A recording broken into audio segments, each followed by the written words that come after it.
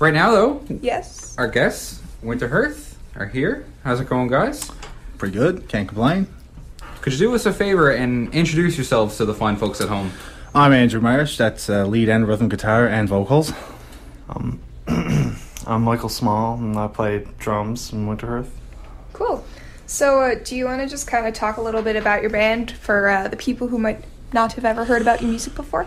Well, basically, we're a metal band from Newfoundland. Like, we're kind of, I don't want to say different, but like a lot of metal bands kind of follow a similar scheme nowadays. There's a lot of a lot of the younger bands really like, say, for example, bands like Periphery, bands like Lamb of God. They do a lot of more lower tunings, like drop C tunings. They're doing more slower breakdown-y chugging riffs kind of deal. Whereas us, we're kind of stuck in the old school. I always call us the modernized old school. Yeah, we probably have more of an old school influence that we bring to the table. Yeah, we're like, there's a lot of old school thrash, old death metal, black metal especially, like various genres of metal, I think, and a lot of punk influences. Oh yeah, a lot of punk. Probably more of a mixture than maybe some other bands might bring to the table. A lot with us too. Going back to the black metal influence, like I'm from a small town of like 2,500 people, and every day is like foggy and dark. Well, we have our sunny days too, and most of the black metal bands are from Scandinavia and Europe, where every day is cloudy and dark, and they're from small towns of 500 people playing really aggressive, obnoxious kind of music. Yeah, myself, there's about like 90 people in my town, and I had like a gravel road, and so definitely the kind of isolation and rural influence probably gets into our music. Dude, I remember when my gravel road got paved. Right? That was huge for us. Right? That was a big deal. Like, I can remember we have one theater where I'm from, and for about 10 years it was gone. There was like nothing to do. Yeah. And being from a small town too, is like you can either, when there's nothing to do, Newfoundland, you either go on the roads on your ATVs and dirt bikes, or you go underage drinking every weekend, or you pick up an instrument. And we picked up instruments. Stay in the room, listen to metal. You know? Oh yeah, a good many of my weekends as a teenager was just listening to records and CDs and tapes, just from Friday night. Playing drums in the shed. Yeah. So, how long have you guys kind of been making music? Well, I've been playing drums for about 10 years. I was in a band at home. We were called Malls and the Mellow Fellows. We played a lot of covers, and it's kind of a bar band. And me and Andrew, we actually didn't know each other prior to like November starting this band. I get a text one day and from a strange number, and it says, "Oh, I heard you were a drummer." And I'm like, "Well, who is this?" And we started talking, and turns out we liked a lot of the same music, so we just started playing.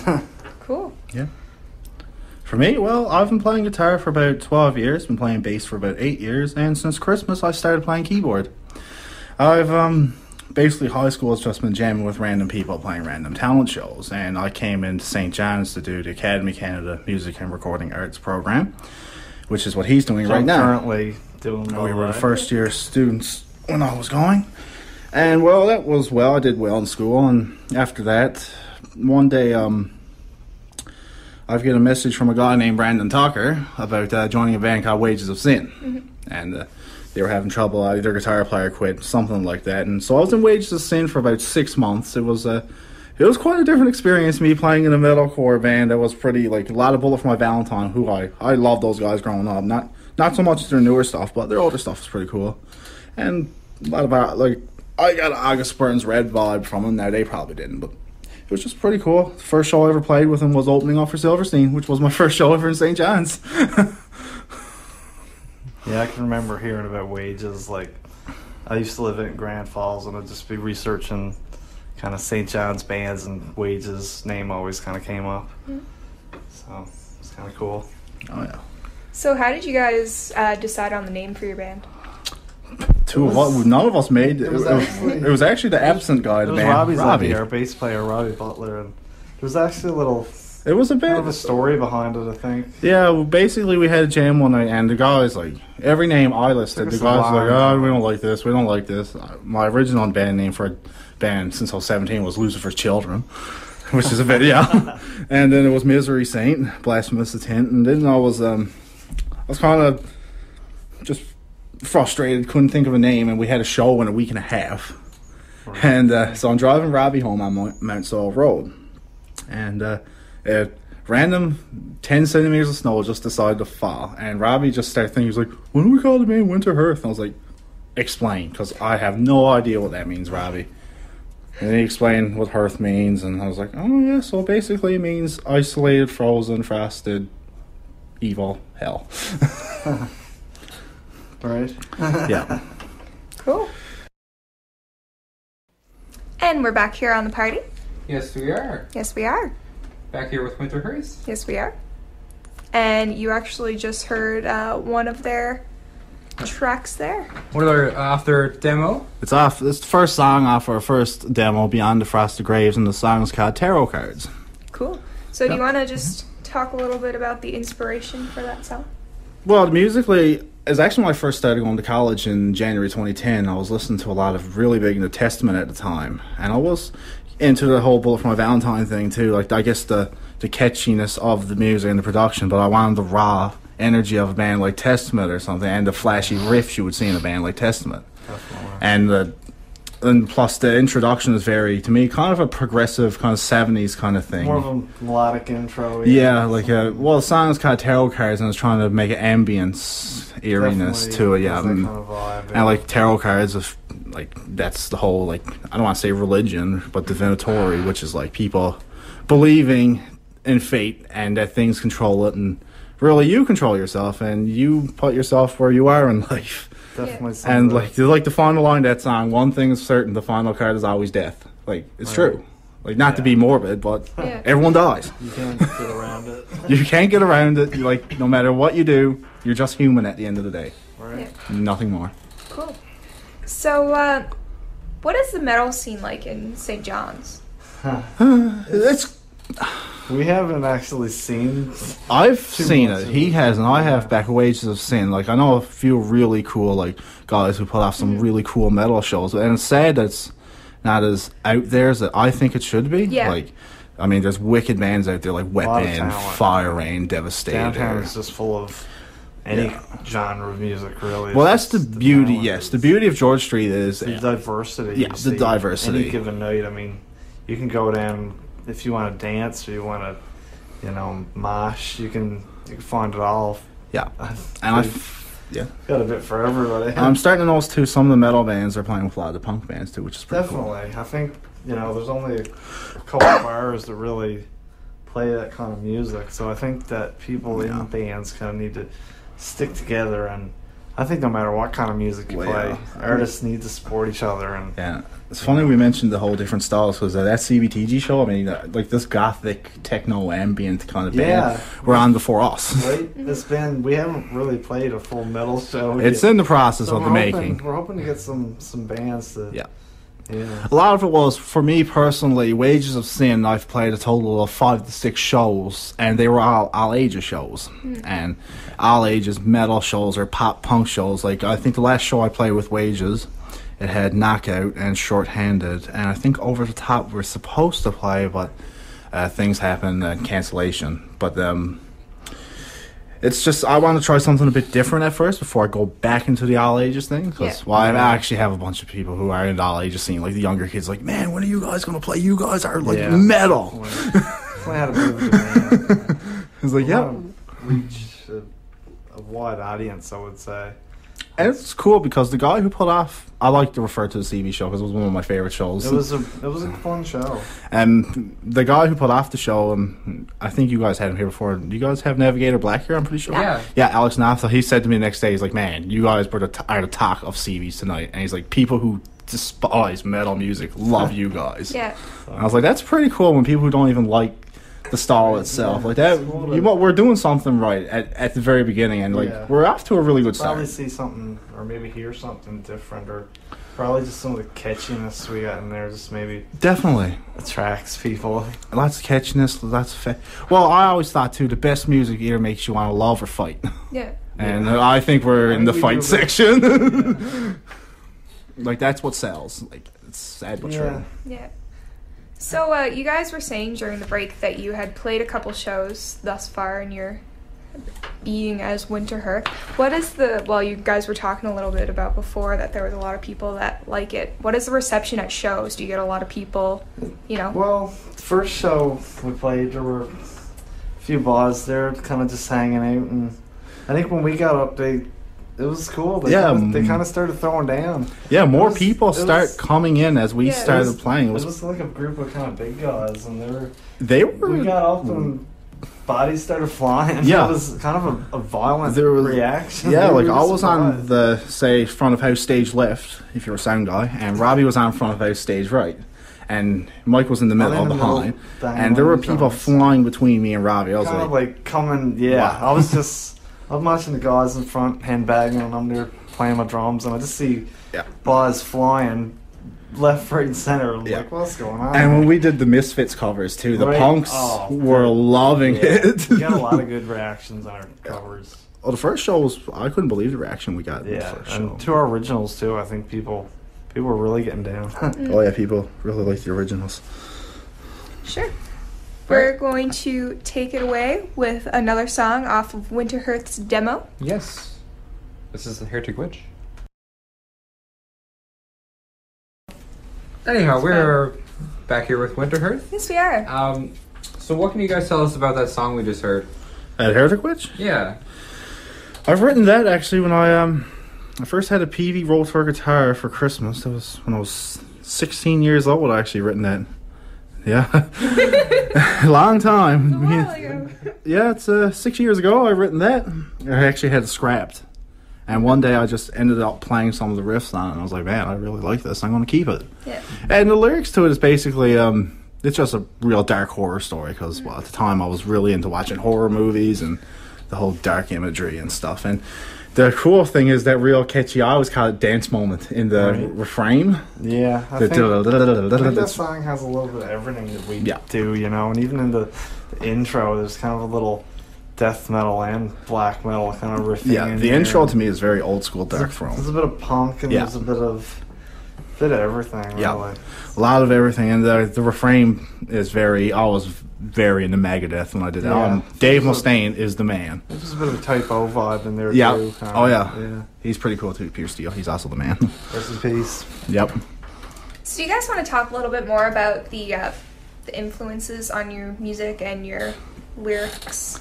Well, yeah, I think musically, I mean, myself, I like a lot of, drum-wise, definitely Dave Lombardo from Slayer and Lars from Metallica. With Lars, not so much as a drummer, but just as a creative, kind of an artist, and just overall, I don't know what to say about Lars. Lars is a character to say. Lars is a character, yeah, so I definitely take influence from him there. Hi guys, this is Lars Ulrich from Metallica. Downloading music is bad. Right? I mean, he got a lot of flack for that. Definitely, yeah. But still love Metallica, you know. And there's a lot of... I'm a big Nirvana fan, and Dave Grohl, I think, is one of the best drummers ever. And I think, musically, we just take from... I don't know, what about the guitar side there, Andrew? Oh, the guitar side? Well, I'm always into, 300 different guitar players at the same time. But, my number one guitar player ever since I was a little kid was Dave Mustaine from Megadeth. I mean, the man... Definitely. I think he invented the thrash kind of style of guitar. Oh, man. Hands down. Yeah, he grew up with nothing. Yeah. From a strict Jehovah's Witness family. The story is really just... He's overcome a lot of... Was a drug dealer at 15. Yeah, it's just struggle. And then he ends up joining Metallica as a lead guitar player. He gets booted out of Metallica for being too hardcore of a drug addict. So, and he gets mad and made Megadeth as a revenge band. He got overcome adversity. Yeah, he really was out for Metallica at first. He was out for blood, man. Yeah. I actually... If you ever get a chance to pick up his book, it's really interesting. He, when I watched Behind the Music Megadeth, that's really crazy documentary.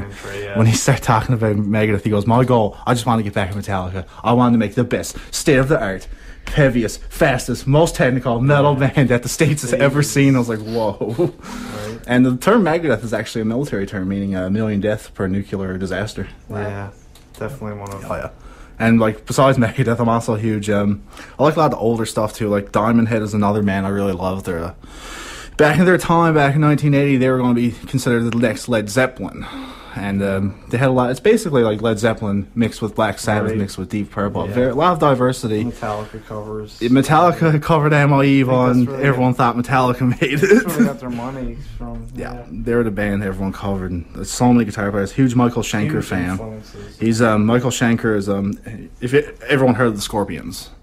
The rhythm guitarist German, Rudolf Schenker, it's his younger brother, and he was the original lead guitarist, and he went with UFO in the 70s. Yeah, bit of a family of great musicians. For the extreme metal side of me, like I'm a huge fan from a band from Germany called Creator, Millie Petrosa, who's pretty much like kind of a German Dave Mustaine. A lot of great German artists. Yeah, a lot of great. Love- Germany is a breeding ground for metal I'm a big music. fan of a lot of also German kind of gothic and industrial music. Really creepy, kind of evil techno stuff that I find really. And man, we interesting. can't forget where metal came from, man. Great Britain. Right? Yeah. Yeah, I mean, like Britain has so many artists. Just the whole rock. I mean, Beatles, obviously, Zeppelin, Sabbath. I mean, speaking of the Beatles, like one of my other all-time favorite bands, the Beatles being from Liverpool. Liverpool.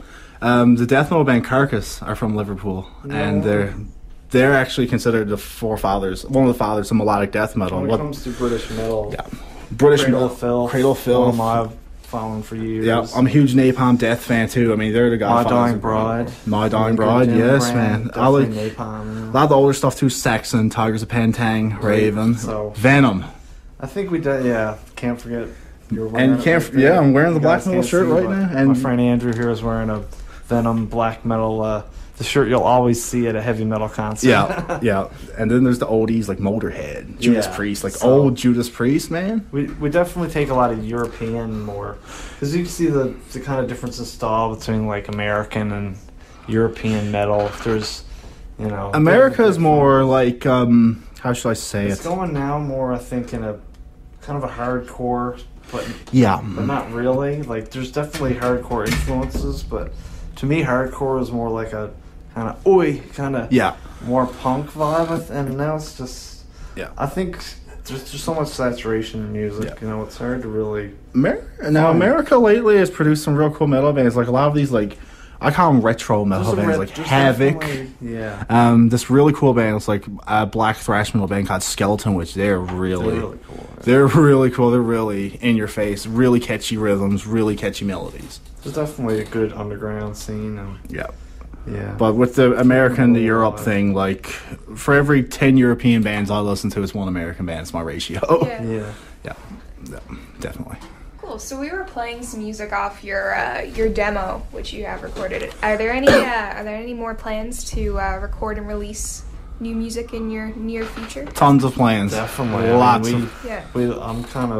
I like the whole recording process, and I mean, with what you're hearing here, it's just like, was it 2 microphones? Or just It was one? just 2 microphones It's just and us a, playing live. yeah, I mean, it's just us playing It is a live. bit of a lo-fi production, but I mean, we kind of come from the DIY kind of. Well, the next culture. day after we recorded Beyond the Frosted Graves, I said to you, I texted you, congratulations, we made the Newfoundland version of Mayhem's Death Crush EP. Right? Yeah. So it does have kind of the old school demo vibe, which I think I was impressed. That's what we And- went for. Like, And the feedback we've got have been really surprising. Yeah. I'm kind of psyching people up to hear something really unlistenable, but they're like, "Hey, this is decent." yeah, they were pretty mind blowing. We've gotten like some good feedback online. Facebook's been kind of crazy. Yeah, Facebook has been a bit crazy. This guy, the internet being a wonderful invention it is, and chat lines and getting your message around the world. This guy from, I think it was Missouri, Yeah. heard us, and it was pretty funny. I left it up there. I thought it was too good to not take down. He said, basically, we play with no soul. He wrote like a novel. Yeah, he wrote this big novel. Oh, I remember seeing that. Yeah, Right? and a few real good buddies of mine, like, I couldn't respond back because, like, you're just waiting for me to get into that trap. Yeah. But my buddy Josh Brown had a field day with him. Like, he was... Yeah, it's cool that a lot of. Gotta give a shout out to the boys in the local metal scene. Yeah, for like, yeah. coming to our rescue. Yeah, I mean- our defense, I should say. Exactly. It was We like... didn't need rescuing. yeah, we... This guy is just I mean, you can have opinions about music, but I think you just need to be open to anything. Yeah, it's you like, know? why is some guy who loves classic rock and thinks like Journey's the greatest thing ever, like these anthemic great songs that I love so much, why are you going to listen to a black and death metal band? Yeah, there's plenty of music. You're not going to that like it if... I might not favor, but I try to be open to anything as an artist. You know, I think you need to be open-minded and just take any kind of influence. You know, just appreciate someone's art for what it is. I think. Oh, important. definitely, yeah. The sad thing with the music industry is that fine line between what's art and what's marketable. Yeah, but I think now with technology and just, you know, like I said, the kind of do-it-yourself production, artists can take more of the power themselves kind of back, I think. A lot of it is, it's because of digital recording. You can buy digital equipment on the cheap now, and I mean, you can finance it out from music stores nowadays with no credit checks. I think there could be like, the kind of internet could be like the new tape trading underground. It's going to be, it already is. I think it is, yeah. And back digital, like, it's so low maintenance. Definitely. Like, analog recording, if one little thing goes wrong, it's like, man, this could be a $300 fix. Yeah. Digital's like, well, we live in this disposable age too, as we all may know. This is like, oh, shoot in the garbage, get another one. Home recording is becoming definitely more popular and oh god, yeah, you know, available for bands to do. I mean, yeah, exactly. All right, so let's hear some more Winterhearth.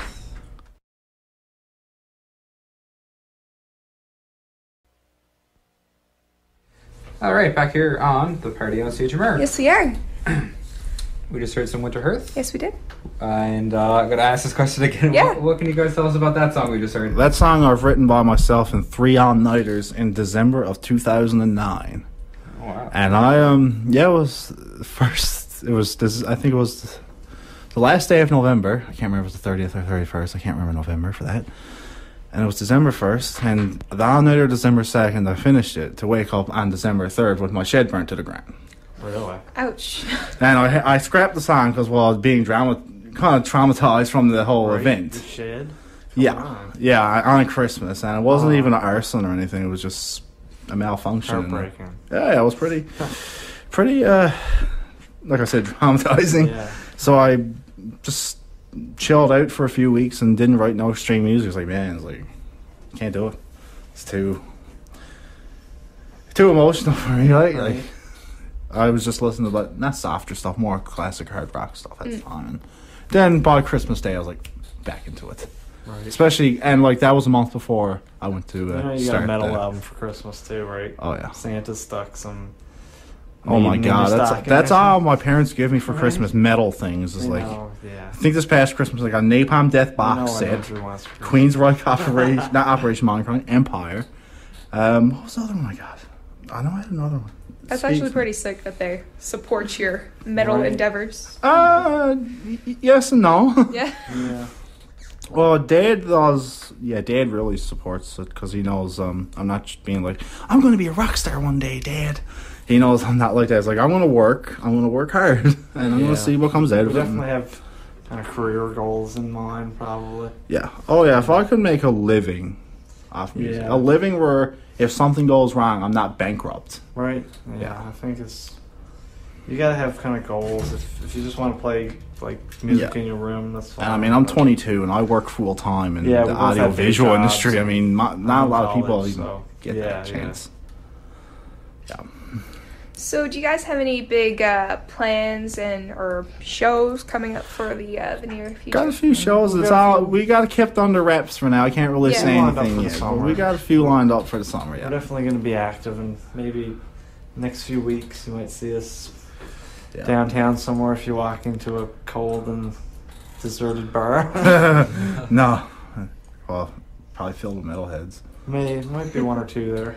Yeah, I got to start booking some all ages shows for us, which I want to test the water of the all ages. We want to diversify the audience. Yeah, the more the merrier. Yeah, I think you should get your music to as many people as possible. We're not those kind of metalheads who's like, you don't like metal or punk? What's wrong with you? Yeah, you know, like we want everyone to be fans of our music. I think it's the aggressive side that might repel some people, but I think it's just something that I think maybe that's what some people find interesting about us. Just it's something that you don't get every day, I mean, the whole kind of not around here now. inspiration for heavy metal is like kind of the same thing for horror movies, and it's a thrill seeker kind of. Yeah, a lot with metal music too. Metal music is like blues music. It's based on the riff as much as like a pop song is like just writing a good catchy song. Metal, you got to have a really good riff that sticks in your head. Something behind it. And the sad thing too with metal music is whenever there's troubled times nationwide, like a war or something, for example, that's when metal music is at its most popular. I think when it's on the rise, I mean, look at the 80s. Like, that's when metal was extremely popular. Yeah, definitely when there's time of political nightmare. Maybe a more conservative agenda for the Cold War. I mean, we could have gotten nuked any day by the Soviet Union at the time. The Berlin Wall in Germany. Yeah, and look how many great metal songs are about, like, nuclear winter and devastation. And like for example, the Megadeth song "Foreclosure of a Dream," which was about when because of Reaganomics, the agricultural industry of America took a huge so much turn. Lyrical influence, political, and of course he gets that from Jello Biafra from the Dead Kennedys, Yeah. I mean, Jello Biafra attacks political attitudes with like nothing but pure cynicism. Yeah. I think it's important for artists to kind of be a bit socially aware, or maybe, active in their, and what they, artists should be, trailblazers and kind of maybe watchdogs too, just keep people informed, keep an ear to the ground, I think. Yeah, well, I mean, people trust, especially this day and age, they trust musicians more than they would a politician. Right? Yeah. I mean, it's only for, say, like, for example, Ted Nugent, he's Republican as they come. Yeah. He's extremely right-wing, and, like, since he done that, a lot of people couldn't stand him. Right, yeah. Yeah. And even Dave Mustaine. Yeah, he's turned Republican recently, too. And he's there's born-again Christian. There can be contrast in any person, I mean. Yeah. Like I said, we're metalheads, too, but, I mean, I like a lot of different, we're definitely not one-trick ponies. No, we're not. What's the Fenris once said from Until the Light Takes Us? We're not sitting in a trailer park listening to Anthrax all day. Yeah, right. Yeah. So we're open-minded individuals. Oh yeah, definitely. Cool. So if guys want one more thing, if people want to find out more about your band and your music, where can they go to? Facebook.com/Winterhearth metal. I mean, like, I don't even care. Like, my name's Andrew Marish. You can add me up, and I can give you the links. I don't care. Yeah. But yeah, a lot of people really. We've got like 100 likes, is it? 101. Yeah. That's not bad for just 3 shows and me having a big mouth promoting it. Yeah. Sick. All right, thanks guys for coming in. Yeah, no problem. Thanks a lot, guys. Really appreciate it.